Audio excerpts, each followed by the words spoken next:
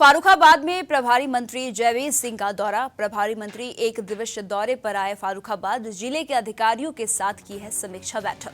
जिले में विकास कार्यों को लेकर अधिकारियों के साथ हुई है चर्चा। पर्यटन मंत्री जयवीर सिंह ने कांग्रेस पर इस दौरान गंभीर आरोप भी लगाया है। वोट चोरी का कांग्रेस नहीं दे पाई है कोर्ट में कोई सबूत। और साथ ही उन्होंने ये भी कहा है कि बंगाल में ममता की सरकार घुसपैठियों और बांग्लादेशियों की बदौलत है।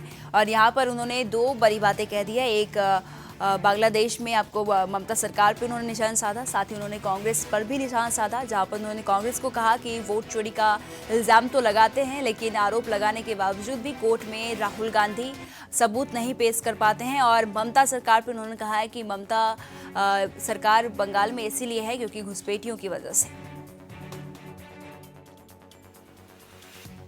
लंका और भारत के बीच में जो पुल था, जब कांग्रेस सत्ता में थी उस समय भी उन्होंने उसको काल्पनिक सुप्रीम कोर्ट में शपथ पर दाखिल करके बताया था। ऐसे लोग जिनकी निष्ठा, जिनकी कार्यशैली हमेशा तुष्टिकरण की रही है, और वही एक कारण है जिन कारणों से भारत की जनता ने उनको सत्ता से भी बेदखल किया।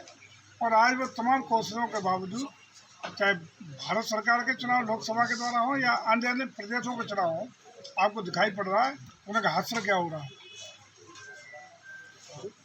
राम गोपाल जी का एक बयान आया है कि रावण के 10 सिर से लेकिन भाजपा के 50 हैं।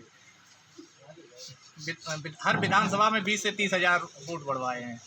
बिहार विधानसभा चुनाव को लेकर उनका देखिए, उन्हें वेदना और कष्ट ये है कि जिन घुसपैठियों के बल पर, जिन बेईमानी के बल पर, जिन डंपिंग के दम पर वो अपने चुनाव जीता करते थे, आज एक स्वच्छ साफ सुथरी मतदाता सूची के पुनरीक्षण का कार्य भारत निर्वाचन आयोग के द्वारा कराया जा रहा है।